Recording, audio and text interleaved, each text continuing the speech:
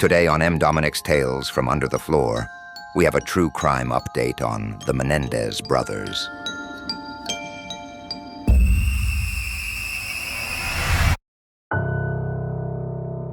Over 35 years ago, a crime shook the nation. Lyle and Erik Menendez, just 21 and 18 years old at the time, walked into the den of their Beverly Hills mansion and shot their parents to death. The brutal killings of Jose and Kitty Menendez would lead to one of the most sensational trials in American history.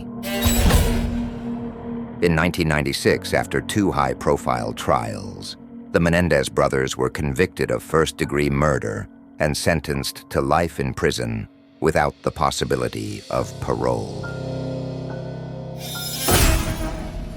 On the night of August 20th, 1989, Lyle and Erik Menendez entered the family's Beverly Hills mansion and fired multiple shotgun blasts at their parents, Jose, a wealthy music executive, and Kitty, a former beauty queen. The gruesome crime left the couple dead, and suspicion soon fell on the brothers. The defense argued that the brothers were victims themselves, suffering years of sexual, physical, and emotional abuse at the hands of their father. Their lawyers claimed the killings were an act of desperation, a way to escape the torment they endured. Kitty, they said, had turned a blind eye to the abuse. But not everyone believed this defense. In their first trial, held in 1994, the juries for each brother deadlocked after hearing evidence about the alleged abuse. The trial ended in a mistrial, leaving many wondering if the brothers could be acquitted. But things were different in the second trial. The judge ruled that the defense could not fully present the abuse excuse in court, significantly limiting their argument. Without the abuse defense, the jury was left with two options: acquit or convict for murder. The Menendez brothers were found guilty, and they've spent more than 30 years in prison. But the story isn't over yet. Over the last few years, new evidence has come to light that could change everything. In 2022, Roy Rosello, a former member of the boy band Menudo, publicly alleged that Jose Menendez sexually assaulted him when he was just 14 years old. Journalist Robert Rand uncovered a letter Erik wrote when he was 17, detailing the sexual abuse he claimed to have suffered at the hands of his father.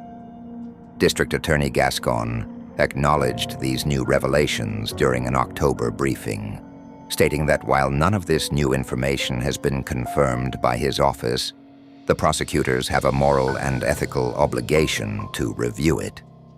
Beyond the new evidence, there's also the question of rehabilitation. Over the years, Lyle and Erik have become model prisoners. They've created programs to help fellow inmates, mentored others, and pursued higher education despite having no hope of release. Their lawyer, Mark Geragos, emphasized their exemplary behavior, stating that the brothers have transformed during their time behind bars. Gascon, who initially did not indicate which way his office was leaning, later gave a more telling statement during an interview. He said, "Given the totality of the circumstances, I don't think they deserve to be in prison until they die." But while the prosecutors can make a recommendation, it will ultimately be up to the court to decide the Menendez brothers' fate. Their next hearing is scheduled for November 26th. The question of whether Lyle and Erik should be released has divided their family. Many relatives, including their aunt Joan Anderson, have supported the idea of their release, stating that their actions, while tragic, were the desperate response of two young men trying to survive years of abuse. She believes time has given everyone a new perspective, and that continued incarceration serves no purpose.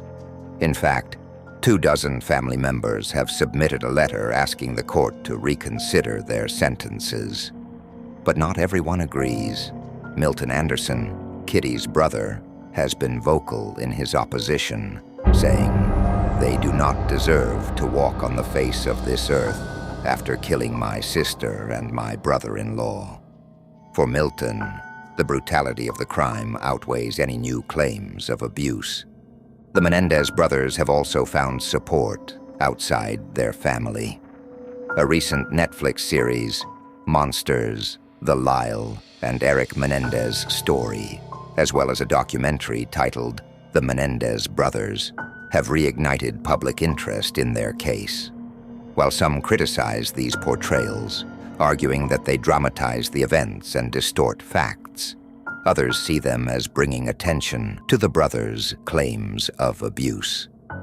And on social media, a growing movement of supporters has been calling for their release, reviewing the case with fresh eyes and advocating for the brothers' freedom. Attorneys representing the brothers have submitted new evidence.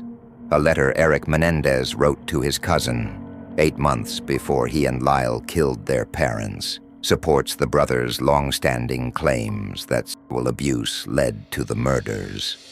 So what happens next? Prosecutors are still reviewing the new evidence, determining if it would have impacted the trial if it had been available back in the 90s. They're also assessing the brothers' behavior during their years of incarceration to see if they've been truly rehabilitated. While the final decision rests with the court, the possibility of the Menendez brothers' release is now closer than ever. This case is far from over. Los Angeles County District Attorney George Gascon said on October the 24th, 2024, that he'll recommend that a judge resentence Lyle and Erik Menendez. After very careful review of all arguments made from people on both sides of this equation, I came to a place where I believe under the law resentencing is appropriate, and I am going to recommend that to a court tomorrow, Gascon said at a news conference in Los Angeles. Gascon added the brothers should be eligible for parole immediately. Stay with us as we continue to follow this story. If you liked this video and would like to see more, make sure that you like, subscribe, and comment.